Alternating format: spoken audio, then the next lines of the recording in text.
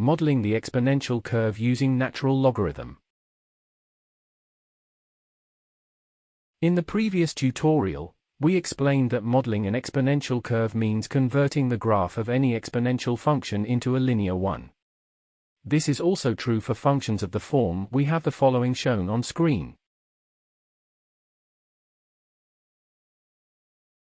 Where a and b are coefficients, numbers, and x is the independent variable. The procedure is similar to that used for modeling curves of the form we have the following shown on screen. Explained in the previous tutorial. Thus, first we take that ln off both sides so we can remove Euler's number e, then we calculate the values of the new variables. After this step is complete, we plot the linear graph obtained by replacing the old x and y values with the ln x and ln y ones in a ln y versus ln x graph.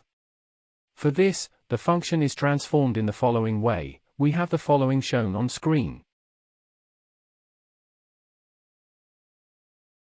The last form of this function is similar to that of the linear function. We have the following shown on screen. Where in our case, b represents the gradient of the line and ln is the constant. Let's consider an example to clarify this point. Example: the number of bacteria present in a laboratory sample taken from a patient's blood after the start of his cure is given by the function. We have the following shown on screen. Where y is the number of bacteria in the sample and x is the number of days after starting the cure. A. Plot a linear graph that depicts the relationship between the bacteria present in the blood sample and the number of days elapsed since the start of the cure to the 5th day. B. The patient is considered as healed when the number of bacteria in the sample is less than 20. How long does it take for this process? Solution. A. First, we transform the original function into a linear one. We have the following shown on screen. Now, we make a table using the formula to show the linear relationship between the two variables. Since we don't have the values of y, we can make a table containing 3 rows instead of 2 separate tables, as we don't need the values of ln x but only those of x. Thus, the first row is for the variable x, the second row for the variable y and the third row for ln y. We have the following shown on screen.